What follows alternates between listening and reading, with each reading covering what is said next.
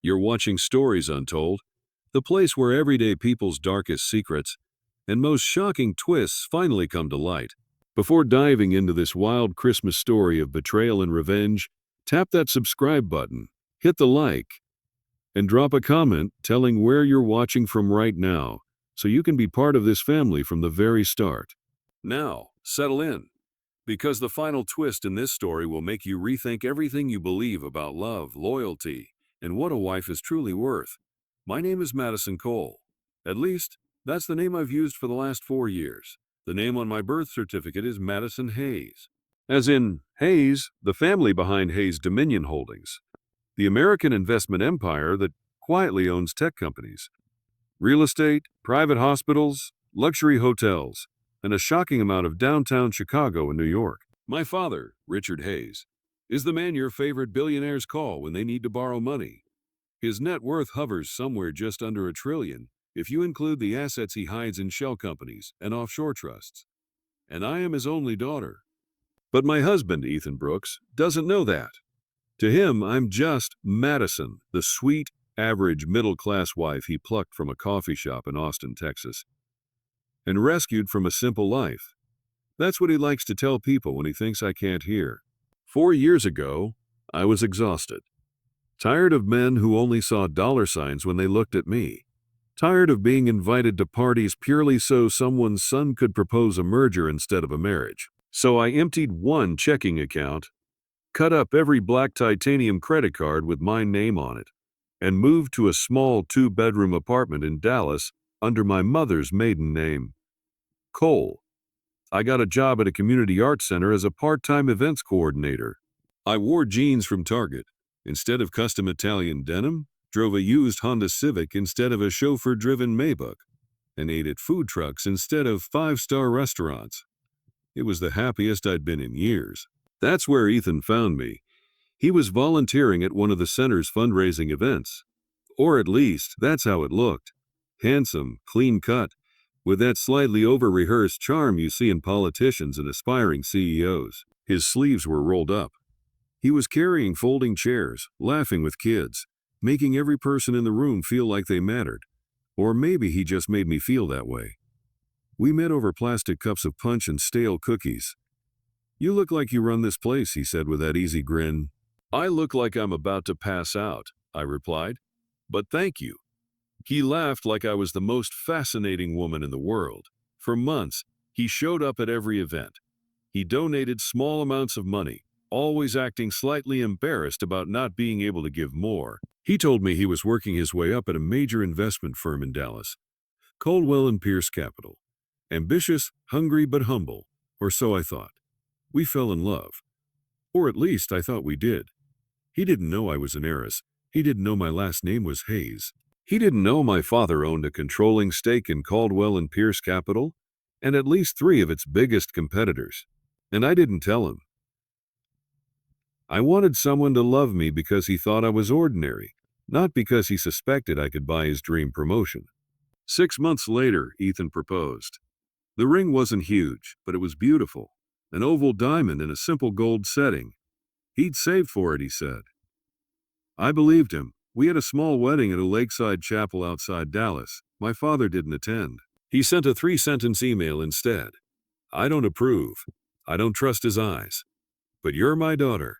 I will respect your decision for now." I walked down the aisle alone. Ethan cried when he saw me. That moment felt like proof that I'd done the right thing. For the first 2 years, marriage felt good. We moved to Houston for his job.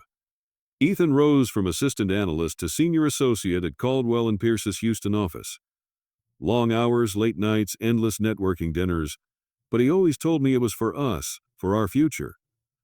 I believed him because I wanted to. I got a remote job doing digital marketing for small nonprofits. It paid enough for our half of the bills. Ethan insisted we split everything 50-50, so no one feels like they owe anyone anything. I thought it was progressive fair. I didn't use my father's money. I didn't even think about it most days. Then I got pregnant. When the test showed 2 lines, I sat on the bathroom floor and laughed through my tears. It felt like life had finally settled into something normal, something stable, something mine. When I told Ethan, he froze.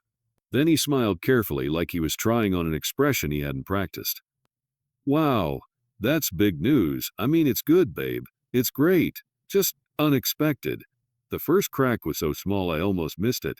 As my belly grew, Ethan's warmth shrank. He started sleeping a little farther away. Then on accidental late nights at the office. Then in the guest room when I snored too loudly or tossed from back pain. He always had a logical reason. A business excuse. A client dinner that ran long. A networking event he couldn't skip. I told myself this was just how corporate life worked. I told myself he was stressed, not cruel. I told myself a lot of things. The perfume was harder to explain. It wasn't mine. A sharp, expensive, icy floral that clung to his suits, long after late strategy sessions. Lipstick smudges on his shirt collars were someone's hug at a crowded bar.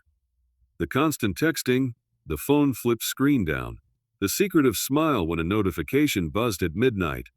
All client emergencies. I didn't want to be paranoid. I'd seen enough friends in my old world spiraling over imagined cheating. I refused to become that woman, until the universe shoved the truth right into my hands. One night, Ethan came home later than usual. I had fallen asleep on the couch with the TV still on, my hand resting on the gentle swell of my 6 months pregnant belly.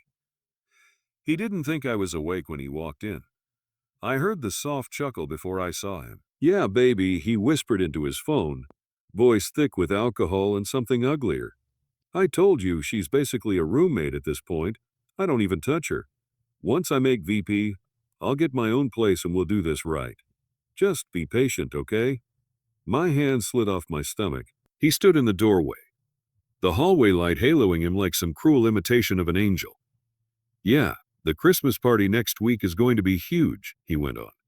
"The chairman himself is flying in. It's my moment, Vanessa.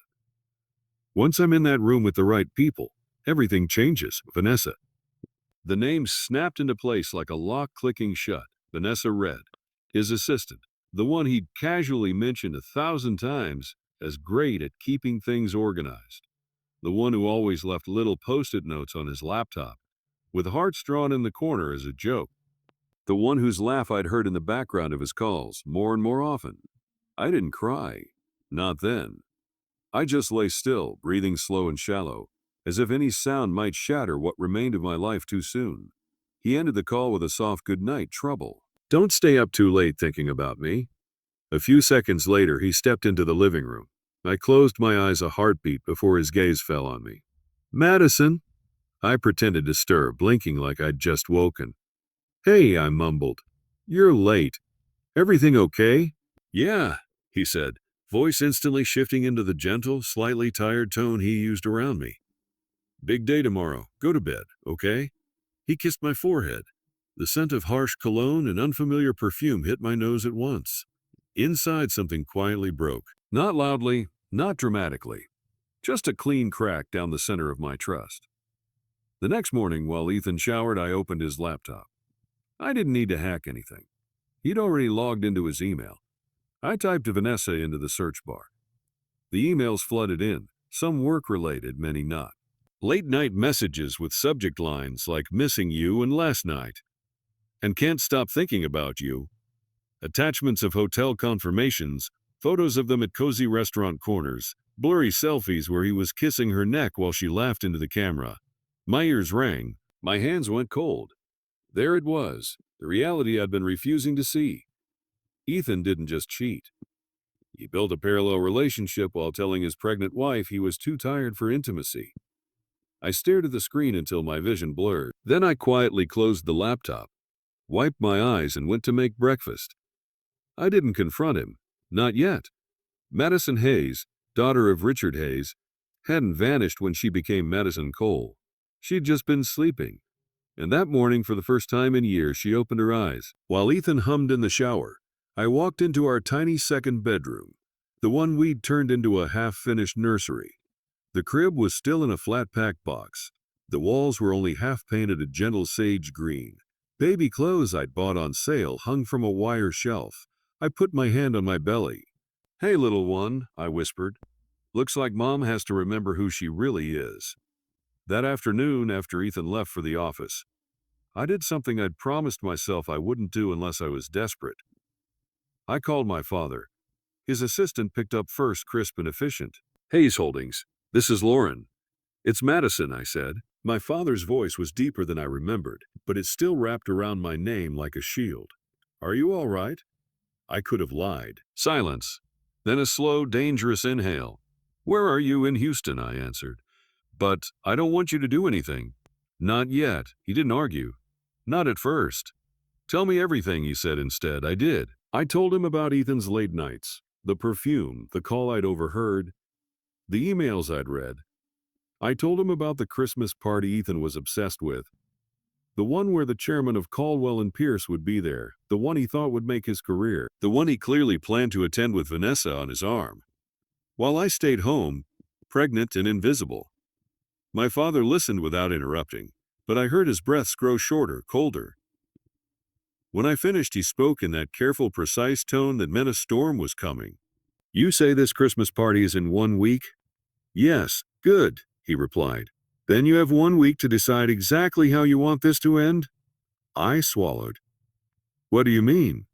"Caldwell and Pierce doesn't know it," my father said, "but their largest silent investor is calling in a personal favor."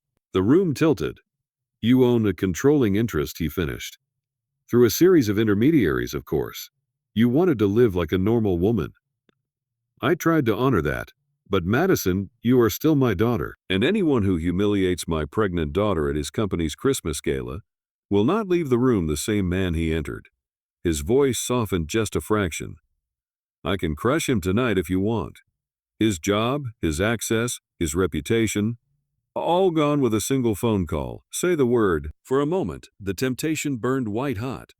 Ethan deserved it. Every lie, every late-night call, every moment he made me feel like a burden instead of the woman carrying his child.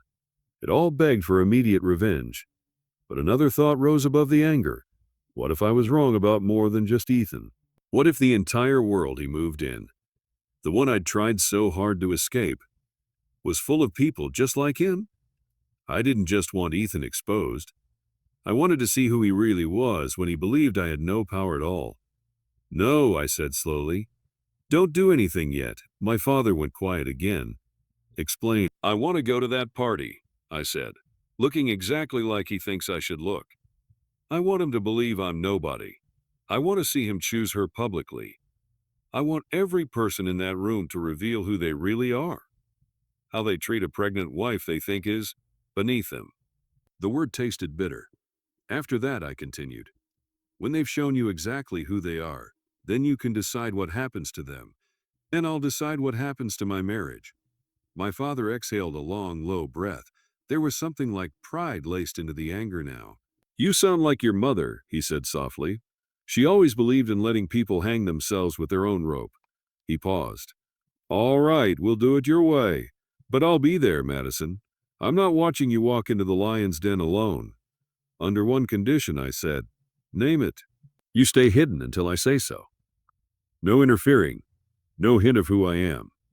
If I walk into that ballroom tonight—" My voice trembled slightly on the word. "I'm walking in as Madison Cole, just Ethan's wife, nothing more." "Then that's who you'll be," he agreed, "until the moment you decide otherwise." We set the plan in motion.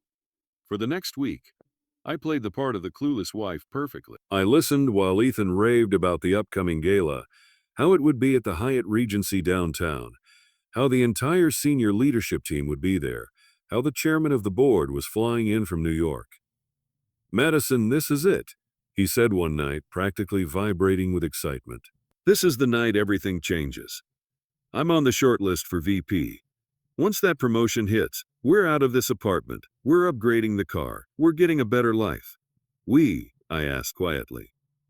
"Of course, babe," he said immediately, though his eyes flickered toward his buzzing phone. "You and the baby, obviously." His phone lit up with a text from V. He flipped it over. 2 days before the party, he came home with a garment bag slung over his shoulder and a box under his arm. "Big night deserves a big look," he said, kissing my cheek. "Got my tux custom fitted." And he opened the box with a flourish. Inside was a dress. Not for me. It was a slinky silver backless gown, the kind that screamed, "Look at me," from across a room.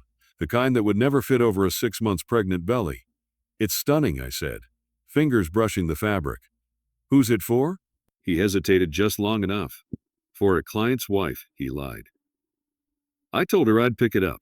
She's about your size before, you know. His hand made a vague circle in front of my stomach. Before I got huge, I finished for him, my smile tight. He laughed too quickly. You're not huge.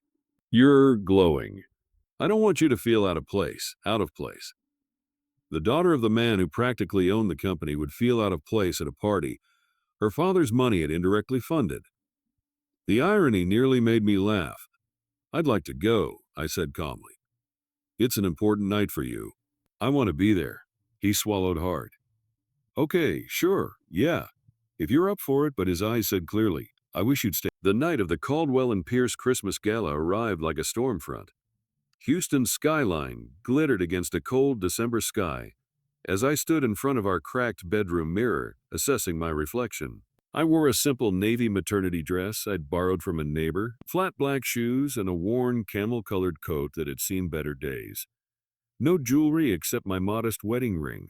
No designer clutch. No professional blowout. No polish. I could have walked into that ballroom in a custom gown worth more than Ethan's car. I could have worn diamonds that would blind his entire office. Instead, I pinned my hair into a low bun myself, dabbed on drugstore mascara, and pressed a hand over my child one last time. We're going to learn something tonight, I whispered to my belly. About your father, about his world, and about us. Ethan whistled when he stepped into the room. You look nice, he said. Too neutral, too careful, simple. That's good. This crowd can be a little judgy, as if I were the one who might not measure up. He wore a perfectly tailored black tux, a new watch that sparkled on his wrist, and the kind of smug confidence men get when they believe the world is finally about to hand them their dreams. We should go, he said. I need to be there early to network. Perfect, I replied. I'll ride with you. A flicker of irritation flashed in his eyes, gone almost before I could catch it. Actually, I've got to make a quick stop first. Pick up a coworker, he said.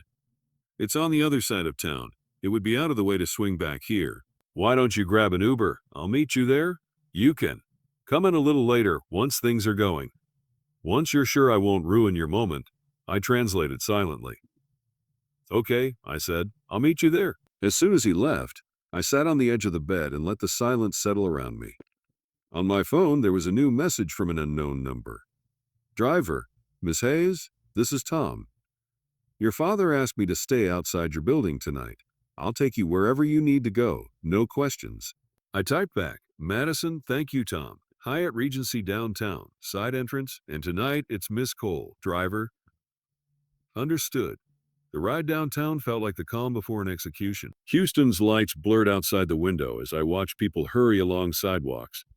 Arms full of last-minute gifts, cheeks red from the cold. Big night. Tom asked gently from the front seat. You have no idea, I said. When we pulled up to the hotel, I told him, don't leave. He nodded. Yes, ma'am.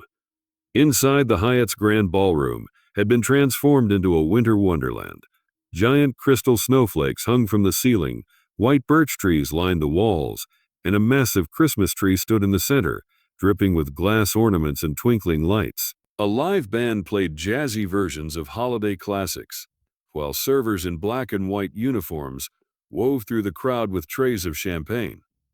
Everyone looked like they'd stepped out of a magazine. Women in floor-length gowns of gold, emerald, and deep red. Men in perfectly pressed tuxedos, their laughter floating above the music like smoke. And then there was me, navy maternity dress, worn coat, no jewelry. I might as well have walked in wearing a neon sign that said, does not belong. For a moment, standing at the edge of that glittering room, my courage faltered. I could leave. Crawl back into the car, go home, pretend I hadn't seen any of this. Let my father handle the fallout quietly, with lawyers and contracts and private investigators. Instead, I took a deep breath and stepped forward. Across the room, I spotted Ethan almost instantly. He was surrounded by a circle of executives, laughing too loudly, gesturing with a champagne glass like he already owned the place. The new watch on his wrist caught the light every time he moved his hand, and next to him, her arm looped possessively through his, was Vanessa Red. The silver dress fit her like it had been sewn onto her body. Backless, plunging neckline, every inch screaming money and intention. Her blonde hair tumbled over one shoulder in perfect waves, and a delicate diamond bracelet sparkled at her wrist. The exact bracelet I'd once admired in a jewelry store window. The one Ethan had called way out of our price range. I knew now exactly whose price range he'd decided to upgrade. Vanessa saw me first. Her perfectly glossed lips curved into a slow, wicked smile as her gaze skimmed over my dress, my coat, my swollen belly. She leaned in to whisper in Ethan's ear. He turned. The expression on his face as he saw me standing there, tired but unbroken, out of place but unashamed, is something I will never forget. Shock, followed quickly by anger, and then worst of all, embarrassment, as if I were the one secretly sleeping with someone else. He muttered a quick excuse to the group and walked briskly toward me, fingers tightening around the stem of his champagne glass. "Madison," he hissed when he reached me, smile plastered on for the benefit of anyone watching. "What are you doing here already? I thought you'd be later." "You invited me," I said softly. "Remember?" He looked me up and down, and the brief flash of disgust in his eyes cut deeper than any shouted insult. "I just didn't think you'd wear." He gestured vaguely at my coat, my shoes. "This is a big night, for me." I held his gaze. "For us," I corrected. He didn't answer. Before he could say anything else, a voice like honey dipped in poison floated over his shoulder. "There you are, Ethan," Vanessa purred, sliding up beside him and casually resting her hand on his forearm. "Oh," she pretended to startle when she saw me. "You must be Madison." Her eyes traveled from my face to my belly to my scuffed shoes, taking in every detail with surgical precision. "I've heard so much about you," I smiled politely. "I wish I could say the same." For a split second, her eyes sharpened. Then she laughed, the sound bright and cruel.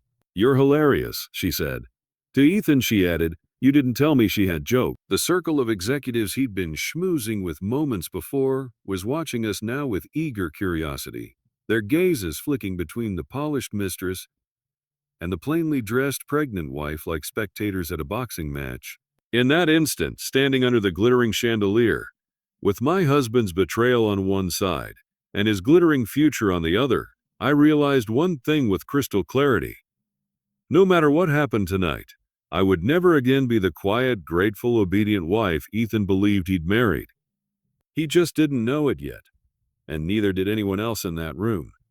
The real show was about to begin, but none of them had the slightest idea that the broke pregnant wife in the thrift store coat was about to change the course of the entire company and their lives. Before the night was over, you're still watching Stories Untold. If you hooked already, hit that like button, subscribe, and tell in the comments where you're watching from so you don't miss upcoming part. Because the humiliation, the secrets, and the sweetest revenge are just getting started. Vanessa's hand stayed on Ethan's arm like she'd paid for the right. Up close, I could see the details. The precise manicure, the flawless makeup, the diamond bracelet that looked like it belonged in a vault. Not on the wrist of a corporate assistant. Ethan didn't remove her hand. He didn't even shift away. Instead, he gave me that tight smile. The one that meant, "Please don't ruin this for me." "Madison," he murmured, still smiling for anyone watching, "why don't you find a seat? I'm going to introduce Vanessa to a few people." Vanessa tilted her head. "You mean you're going to introduce your wife to a few people, right?" Her tone was sweet, but her eyes were cold. Ethan's eyes flicked to mine. A warning. "I'll be fine," I said calmly. "I can introduce myself." Vanessa laughed softly, like I told a joke. "That's adorable. Really confident." Then she leaned in toward Ethan, intentionally close enough for me to hear. "She's braver than you described." Ethan chuckled. Actually chuckled. And the sound did something to me that I can't fully explain. It wasn't just betrayal anymore. It was humiliation. The kind that doesn't scream. The kind that burns quietly under the skin. Ethan guided Vanessa away with a gentle touch at her lower back. His hand lingered there like it belonged. I watched them rejoin the executive circle. Vanessa slid into the space beside Ethan, as if she'd always been there, as if I were the interruption, as if my pregnancy My body carrying his child were an inconvenience. A few heads turned toward me, curious, hungry. People love a spectacle, especially when it wears a wedding ring. I walked toward the coat check, because I needed something to do with my hands, something normal. The line was short. The attendant, a young man with slick hair and a forced smile, looked me up and down. Coat check is for gala guests, he said, eyes flicking to my shoes. I am a guest, I replied evenly. He hesitated, then offered a tight smile. Name, Madison Brooks. He typed, frowned slightly, then looked back at me like my name had offended him. I don't see you on the list. That stung more than it should have. Not because I cared about a list, but because Ethan had clearly told them something. Or worse, he hadn't told them anything at all, like I didn't exist. I'm Ethan Brooks' wife, I said. The attendant's eyebrows lifted, as if that explained everything, and also explained why I didn't belong. Oh, he said, drawing the sound out. Right. Behind me, heels clicked like a countdown. Vanessa peered at my shoulder, smiling too brightly. Oh my God. Are they giving you trouble? She asked loudly, so nearby people could hear. That's so embarrassing. Then she leaned toward the attendant, lowering her voice just enough to make it seem like a private kindness. She's with us, Vanessa said. It's fine. The attendant relaxed instantly. Of course, ma'am. Vanessa turned to me with a look that said, You're welcome, but her eyes said something else entirely. Remember who has power in this room. She gestured toward my coat. You can keep it on, though. You can keep it on. It's kind of your look. I held her gaze. Thank you, I said. I'll decide. For a split second, her smile tightened. Then she patted my arm lightly, patronizingly, like I was a child. Sure, she said, whatever makes you feel comfortable. She glided away, and the attendant didn't even look at me again. I kept my coat, not because I was cold, because I refused to beg for belonging in a room I didn't need. I found a table near the side, half hidden behind a decorative birch tree display. From there, I could see the stage, the dance floor, the bar, and Ethan's circle of executives. I sat down slowly, one hand bracing my lower back. My baby shifted inside me, and for a moment, the movement grounded me. This wasn't just about me. This was about what my child would someday learn about love. Across the room, Ethan threw his head back in laughter at something Vanessa said. She touched his chest with her fingertips as if testing the fabric of his tux, and he leaned into it. A waiter approached my table with a tray of champagne flutes. Champagne? He asked automatically, then noticed my belly and blinked. Oh, sorry. Sparkling water. Yes, I said. Thank you. He placed the glass down with care, and I held onto that small kindness like it was a lifeline, because the air around me felt different now. It wasn't just festive, it was predatory. Clusters of people kept glancing at me, then back to Ethan, like they were tracking a story in real time. 10 minutes later, the first attack arrived wearing a red gown and pearls.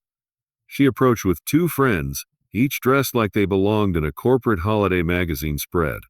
Hi, she said. Smile polite. You're Ethan's wife, right? Yes, I replied. Madison, I'm Claire, she said, and gestured to her friends. This is Dana and Elise. They sat without asking, like my table had been assigned to them. Claire's eyes dipped briefly to my belly, then back to my face. Congratulations, she said, voice carefully pleasant.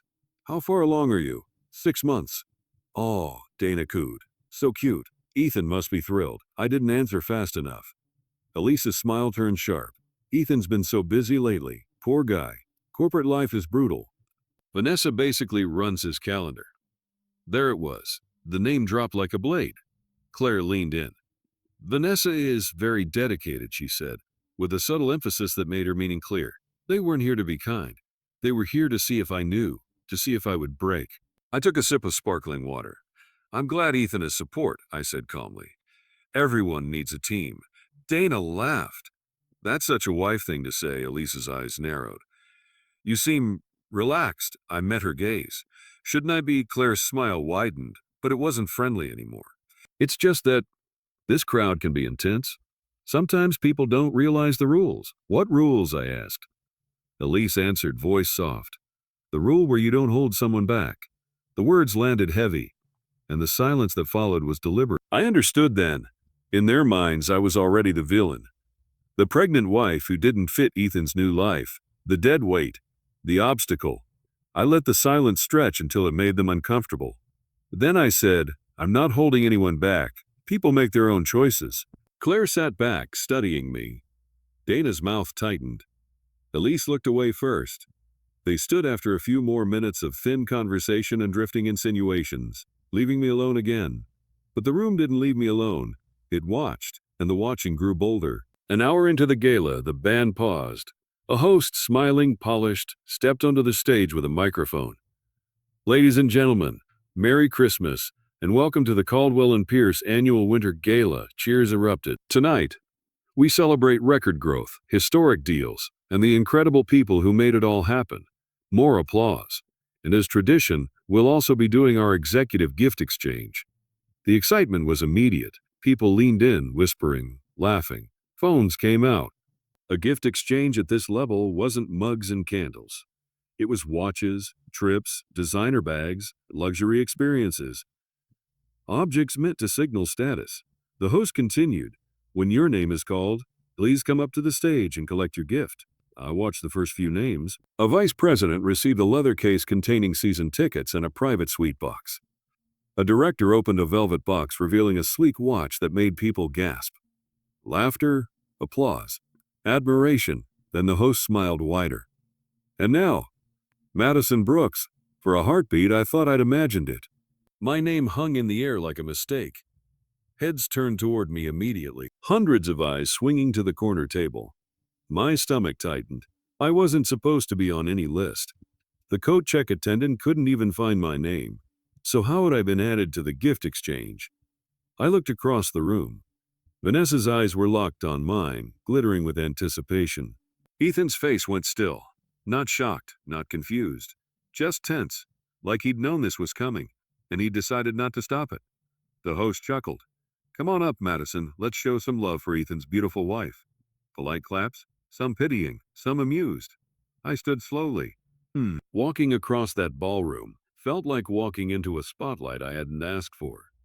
My shoes sounded too loud on the floor. The distance from my table to the stage felt like miles. On the way, I passed Ethan's group. He avoided my eyes. Vanessa smiled at me like she'd just won something. I stepped onto the stage. The host handed me a glossy gift box wrapped in silver paper with a perfect bow. "Oh, wow," he said, leaning into the mic.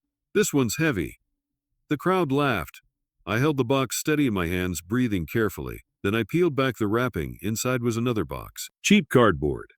And when I opened it, I saw it. A mop head, rubber gloves, a bottle of industrial cleaner, a neon apron that read. The help the words were covered in glitter, like someone had worked hard to make cruelty sparkle. The room reacted in waves. A few people gasped. Some laughed too loud, too fast. Others looked away. The host froze, smile cracking as he realized this wasn't a joke he could control. From the side of the stage, I saw Vanessa's shoulders shaking with laughter. My hands didn't tremble, not because it didn't hurt, but because something inside me had already moved past pain into clarity. I looked out into the crowd. I looked directly at Ethan. He stared at the box like he wished it would disappear. Then he forced a small laugh. Just enough to signal to his executives that it was okay to laugh too. That laugh told me everything I needed to know about my marriage. I set the apron back into the box calmly. Then I lifted the microphone. The host's eyes widened. I smiled pleasantly, voice steady. "Wow," I said. "How thoughtful." A few nervous laughs. I continued. "This must be a reminder that every event runs because someone works behind the scenes." Silence. Then a few claps. Uncertain, hesitant. I didn't give them the satisfaction of tears. I didn't give Vanessa the satisfaction of rage. I walked off the stage with the box in my hands. Like it was a normal gift. Like humiliation wasn't heavy. Back at my table, I set the box down slowly. My baby kicked again. Harder this time, as if reacting to the tension. "It's okay," I whispered under my breath. "We're okay." A shadow fell across my table. Vanessa, she leaned down slightly, voice sweet and sharp.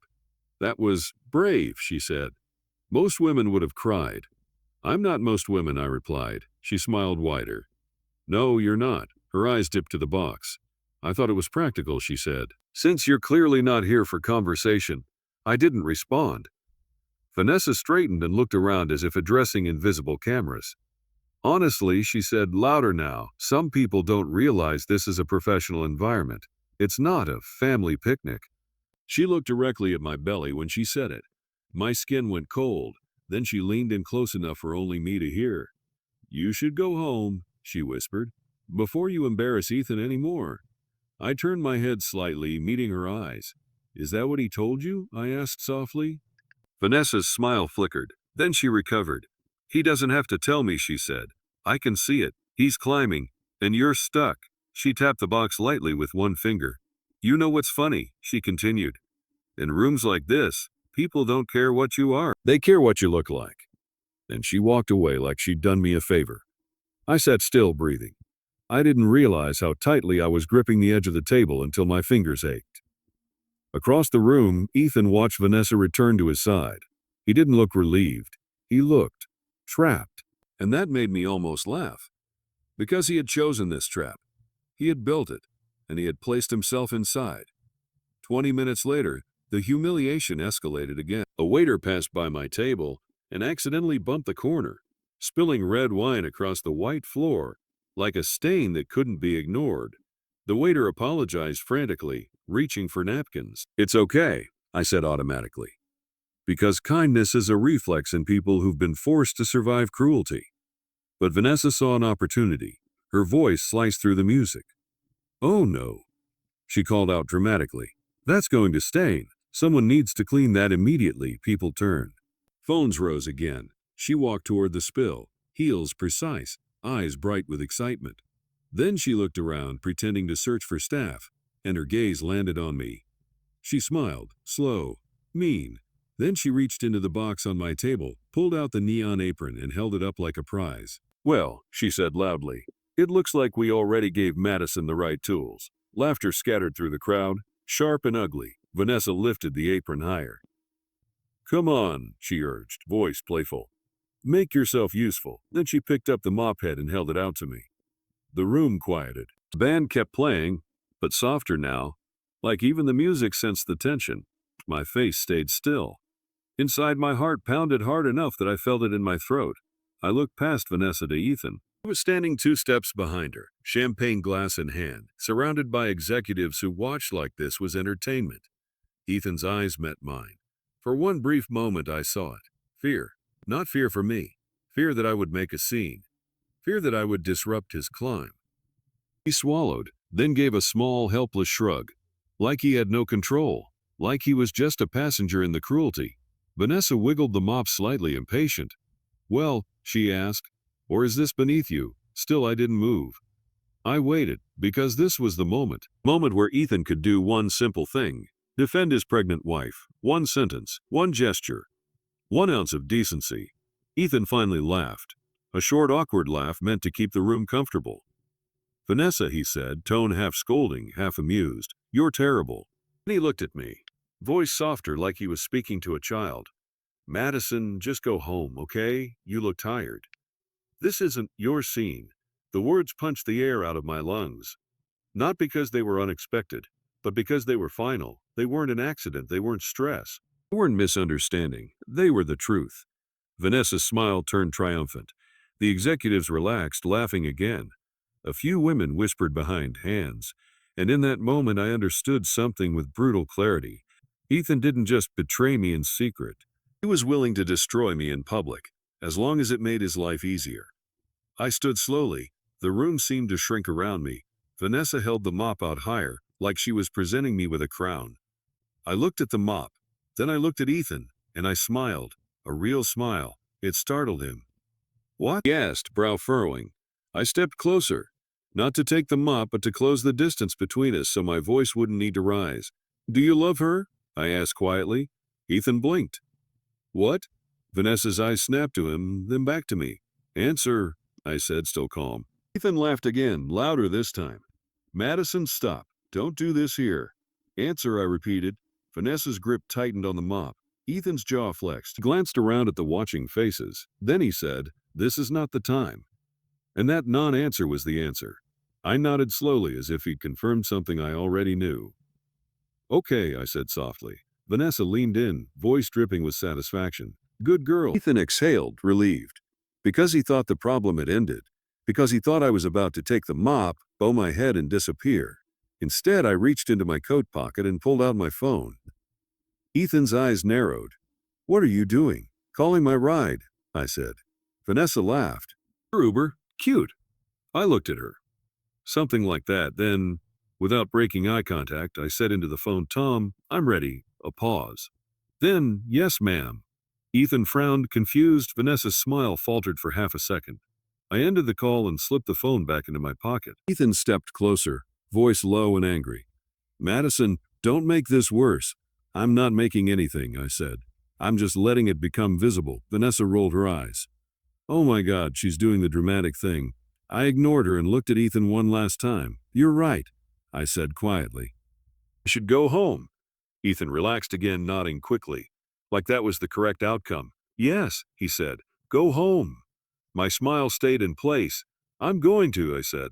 "To the home that's actually mine?" Vanessa burst into laughter. Some of the executives laughed too, eager to stay aligned with the woman they believed was winning. "My God," Vanessa said, wiping an imaginary tear.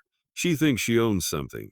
Ethan hissed, "Stop. Just go." I turned away from them and started walking toward the ballroom entrance, slow and steady. Behind me, I heard Vanessa call out, "Don't forget the mop." The words chased me like spit. As I reached the front, the lights in the ballroom suddenly dimmed. The band stopped. A hush rolled through the crowd in a wave, sweeping laughter into silence. A single spotlight hit the main entrance doors. People straightened, instinctively adjusting their posture the way they always do when someone powerful enters a room. A voice came through the speakers, deep, formal. "Ladies and gentlemen, please welcome the chairman of the board and majority stakeholder representative." Ethan's whole body snapped upright. Vanessa's eyes widened, greed flashing across her face. The voice continued. "Mr. Richard Hayes, my father." The doors hadn't opened yet. I felt Ethan's world shifting, and he didn't even know why. Vanessa clutched Ethan's arm tighter, smiling brightly, ready to charm a man she believed could change her life. Ethan whispered, "This is it." Then he glanced toward me, as if suddenly remembering I existed. His eyes were filled with something desperate, not love, not concern, panic. The doors began to open, and just before anyone could see who was stepping through, I turned back to face Ethan and Vanessa, my voice quiet but clear. "Remember this moment," I said. Ethan frowned. "What?" I didn't answer, because the next sound wasn't music. It was the heavy, synchronized step of security boots, and the room held its breath as the man who truly owned Ethan's future walked in. You're watching Stories Untold, and if you're still here, type in the comments. Where are you watching from right now? And don't forget to like and subscribe. This finale follows the same humiliation to power reveal revenge arc you wanted from the reference script, but with Madison as the U.S. lead and a fresh character set. The ballroom doors opened wide. The first thing everyone noticed wasn't the man. It was the way the room reacted to him. Conversations died mid-sentence. People straightened like their spines had been pulled by strings. The air itself seemed to tighten. Richard Hayes walked in like the building belonged to him, because in many ways it did. He wasn't flashy, no exaggerated smile, no waving. Just quiet authority in a charcoal, tucks that fit like armor, silver hair combed back neatly, and eyes that didn't scan the room for approval, eyes that scanned the room for truth. He was flanked by security. A woman in a navy suit carrying a slim tablet, and two uniformed officers who did not look like they were there for festive reasons. Ethan's face lit up with ambition. Vanessa's smile reappeared instantly, polished and greedy. Ethan leaned toward her, whispering, "This is the chairman, this is my chance." Vanessa squeezed his arm. "Relax, baby. Smile. Let me do the talking." They both looked toward Richard Hayes like he was a ladder they could climb. Neither of them looked at me. Not until my father's gaze locked onto mine. It didn't matter how far away he was. I felt it like a hand on my shoulder. His eyes moved over my coat, my belly, the mop lying near the wine stain, the neon apron still glittering under the lights like a cruel joke that refused to die. Something dark shifted in his expression. He began walking, not toward the stage, not toward the executives, not toward the people who were already trying to inch closer with fake smiles. He walked straight toward me, and the crowd parted automatically. Like everyone understood that something was about to happen, and no one wanted to be in the middle of it. Ethan stepped forward first, extending his hand, voice loud and eager. "Mr. Hayes, sir, Ethan Brooks, Senior Associate, Caldwell and Pierce. It's an honor." My father didn't even look at his hand. He lifted one finger. Not aggressive, not dramatic, just enough to stop Ethan mid-sentence without raising his voice. Ethan froze with his hands still in the air. The humiliation on Ethan's face was immediate, but he tried to keep smiling, like a man pretending he's not drowning. Richard Hayes walked past him like Ethan was furniture. Then my father reached me. He didn't speak to the crowd first. He didn't make an announcement. He leaned down slightly so his voice was only for me. "Madison," he said, soft and deadly calm. "Are you hurt?" Something in my chest cracked. Not from sadness this time, but from the strange relief of being seen. "No," I said quietly. "Not physically." His eyes flicked to my belly. "And the baby, she's okay," his jaw tightened. Then he straightened, took my hand gently in both of his, and turned me slightly so everyone could see. He was not greeting an employee's spouse. He was claiming his daughter. The woman in the navy suit stepped forward. "Sir, the recording is ready." My father nodded once, then finally addressed the room. His voice didn't need a microphone. It carried anyway. "Good evening," he said. "Merry Christmas." A weak chorus of "Merry Christmas" floated back, uncertain and fearful. My father's eyes moved through the crowd slowly, deliberately, like he was counting sins. "I was told tonight was a celebration," he continued. "A celebration of performance, integrity, professional excellence." He paused.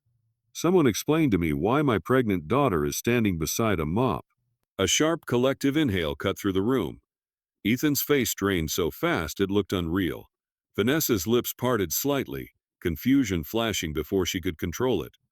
My father looked at the mop again, then at the glittery apron. "And while we're at it," he added, voice colder, "someone explain why the words 'the helper' on her gift." No one spoke, because no one wanted to be the first person to admit they'd laughed. My father turned his head slightly toward Ethan for the first time. Ethan swallowed hard, then tried to recover with the confidence of a man used to talking his way out of things. "Sir, I don't know what that is. It's some kind of misunderstanding. People joke at these events, you know." My father cut him off with a single sentence. "Do you know who she is?" Ethan blinked. "She's my wife. Not what I asked." Ethan's smile twitched. Vanessa stared at me now, studying my coat as if the answer might be stitched into the fabric. My father's voice lowered slightly, making the room lean in without realizing it. "This is Madison Hayes," he said. "My daughter." Silence. The band members stopped moving. One of them lowered his instrument slowly. A champagne flute clinked against a tray somewhere. Too loud, too sharp. Ethan's mouth opened and closed like his brain couldn't decide which reality to accept. Vanessa's face went blank, like a screen losing signal. My father continued. "Madison Cole was a name she chose so she could live like a normal person. So she could be loved for who she is, not for what she owns." He looked directly at Ethan. "She married you believing you loved her." Ethan's eyes flashed with panic. "Sir, Mr. Hayes, I didn't know." "Madison, why didn't you tell me?" I tilted my head slightly. "Would it have changed how you treated me tonight?" Ethan hesitated. Too long. That hesitation was the answer. Vanessa stepped forward, voice trembling but sharp, desperate to regain control of the room. "This is ridiculous," she snapped. "She's lying. She looks like she—" My father's gaze shifted to Vanessa like a blade turning. "And you are?" Vanessa lifted her chin. Vanessa read, "Executive Assistant." My father nodded slowly, as if filing her away. Then he gestured subtly to the woman with the tablet. "Play it," he said. The ballroom's massive screens, usually used for corporate highlight reels, flickered, and then the room saw itself. Clips from earlier in the night, Vanessa's smile as she blocked me at coat check, the snickering circle of women at my table, my name being called to the stage, the box opening, the apron, the laughter, then the wine spill, Vanessa holding out the mop, and Ethan right there, laughing and telling me to go home because this wasn't my scene. From the crowd, you could hear people whispering their own words back to themselves, as if they didn't recognize their voices. My father watched the screen without blinking. When the clip ended, the screens went dark again. The room didn't. Everyone felt exposed, like the walls had turned into mirrors. My father's voice returned, measured and lethal. "This is not a joke," he said. "This is harassment." He took a step forward, still holding my hand, and addressed the entire room. "Caldwell and Pierce has a code of conduct. Most of you signed it.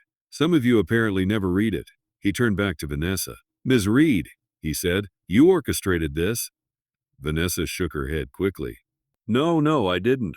I mean, she came in looking like she didn't belong. And Stop, my father said, quiet. The word silenced her completely. He looked at the woman with the tablet. Termination paperwork. The woman nodded. "Ready." My father's voice didn't rise. That made it worse. Vanessa read. "You are terminated effective immediately," he said. "Security will escort you to collect your personal belongings. Your building access is revoked. HR will contact you regarding a formal investigation." Vanessa's eyes widened. "You can't?" "My contract." The woman with the tablet spoke calm and professional. "Your contract includes a morality and harassment clause," he said. "This footage is more than sufficient." Vanessa spun toward Ethan, grabbing his sleeve with nails that looked like claws in the ballroom light. "Ethan," she hissed, tell them this is stupid. Do something." Ethan didn't touch her back. He didn't defend her. To knee. He stared at my father like his career was collapsing in real time, and he was trying to calculate how much truth he could survive. Then my father turned his attention fully to Ethan. "Ethan Brooks," he said, "you humiliated your pregnant wife publicly in front of colleagues and executives. You stood beside your mistress while she did it." Ethan's throat bobbed. "Sir, Vanessa's not." A laugh broke from somewhere in the crowd, quickly smothered. My father's eyes scanned the faces again. "Additionally," he continued, "it has come to my attention that Mr. Brooks has submitted multiple questionable expense claims over the past 6 months." Ethan jerked. "What?" The woman with the tablet swiped once. New documents appeared on the screens. Itemized charges, hotel receipts, luxury dinners, jewelry purchases listed as client entertainment, relationship development, business strategy meeting, Vanessa's diamond bracelet. The same bracelet on Vanessa's wrist, glittering right now like it was mocking the room. Ethan's voice rose. "Those were legitimate. My father didn't move. Those were fraud," he said, "and some of them appear to be theft." The two officers stepped forward. The crowd shifted back like a wave retreating. Ethan's eyes widened fully now, the ambition finally replaced by animal fear. "This is insane," he said, voice cracking. "Madison, please. Tell him." I looked at him calmly. "No," I said. That one word hit him harder than the officers did. The taller officer spoke. "Mr. Brooks, we need you to come with us to answer questions about misuse of corporate funds and falsified reimbursements." Ethan stumbled back half a step, turning toward me again, desperation breaking through. "Madison," he whispered, "you're doing this to me." I stepped forward so he couldn't pretend this was only my father's power. "I didn't do this to you," I said. "I watched you do it to yourself." Then I reached into my coat pocket. Not for drama, for closure. I pulled out an envelope and held it out. Ethan stared at it like it might explode. "What is that?" "Divorce papers," I said. Signed. Ethan's lips trembled. "Madison, no, we can fix this. I didn't know who you were. I swear if I had known." I cut him off, voice steady. "That's exactly the point," I said. "You only know how to treat someone well when you think they have value you can use." Ethan's eyes darted to my belly. "Our baby will have a mother who doesn't beg for respect," I said. Vanessa suddenly screamed, the sound sharp enough to slice the silence. "You think you won?" she shouted, pointing at me. "He didn't love you. He never loved you. He told me you were boring. He told me you were dead weight." Ethan snapped his head toward her, face twisted in rage. "Shut up," he barked. "Just shut up." The room flinched. Vanessa's eyes filled with tears and fury. "You said you'd leave her." Ethan's voice cracked. "I was going to." That confession, loud, clear, fell into the room like a dropped knife. Some people gasped, some looked down, some looked at their phones already imagining the viral headline. My father watched them both like they were insects. Then he said to no one and everyone, "This is what disloyalty looks like." He turned to security. "Escort Ms. Reed out," he said. Now, Vanessa resisted, shrieking as guards took her arms. "Ethan," she screamed, tell them you love me." Ethan didn't answer. He couldn't. Because he had finally realized the truth. He had built his entire new life on the belief that Madison Cole was powerless. And now, standing in front of everyone, he had to face what he had actually done, without the shield of his lies. The officer stepped closer. Ethan looked at me one last time, voice smaller. "Madison," he said, "please. I'm sorry. I was stressed. I made mistakes. Don't destroy me." I didn't raise my voice. I didn't insult him. I just said the sentence that ended him. "You destroyed me first," I said. "Tonight you just got witnessed." The officer took his arm. Ethan didn't fight. His shoulders sagged as if the tux had suddenly become too heavy to carry. As he was led away, he twisted his head back toward me. "Please," he whispered. I didn't respond. Because if I did, even one soft word, he would cling to it like proof he still owned a piece of me. My father placed his hand lightly on my shoulder. "My daughter is leaving," he announced. "Anyone who laughed, filmed, encouraged, or participated in her humiliation will receive a formal notice from corporate compliance." He paused. "Some of you will be fired," he said. "Some of you will be sued. Some of you will spend the next year explaining yourselves to people who do not care about your excuses." The room didn't breathe. My father's gaze moved across them again. "But all of you will remember this," he finished. "Because people like you only learn when consequences become expensive." Then he lowered his voice just enough to feel personal. "Merry Christmas." He guided me forward. As we walked out, the crowd parted again, but this time it felt different. No longer curiosity, fear, respect, regret. Outside the ballroom, the hotel hallway felt quiet and ordinary, like the world didn't understand what had just happened inside. I exhaled for what felt like the first time in months. My father looked at me. "You were brave," he said. "I was tired," I answered honestly. "And I'm done." He nodded once. "Good." Tom was waiting at the side entrance, just like he promised. The moment I got into the car, my hands finally started shaking. Not from weakness, from delayed adrenaline. My father sat beside me, his presence steady. For a few minutes, neither of us spoke. Then he asked gently, "What do you want now?" I stared out at the city lights, the Christmas decorations blurred by the window. "A life where my daughter never has to beg a man to see her humanity," I said. My father nodded. "Then we build it," he replied. 6 months later, my daughter was born on a quiet spring morning. I named her Harper Hayes. Not as a flex, as a truth. I moved into a small guest wing of my father's estate. Not the mansion life people imagine, but a calm space filled with sunlight, baby blankets, and a silence that finally felt safe. Ethan tried to call me from numbers I didn't recognize. He wrote emails. He sent letters. He apologized in 100 different ways, each one somehow still about what he had lost. He got probation and community service after the fraud investigation, and he was barred from the finance industry for misconduct. Vanessa tried to sell her side of the story online. It didn't land the way she hoped. People don't root for a woman who laughs, while a pregnant wife is handed a mop. As for me, I created the Harper Project, an initiative that funds legal aid, emergency housing, and job training for women who are trapped, humiliated, and financially controlled. Not because revenge healed me, but because purpose did. And sometimes the best revenge isn't watching someone fall. It's building something so real that their cruelty becomes irrelevant. You've been watching Stories Untold. And if this story kept you hooked, like the video, subscribe and comment right now. Where are you watching from? And tell the truth in the comments. If you were Madison, would you have revealed your identity sooner? Or waited until the world showed its real face?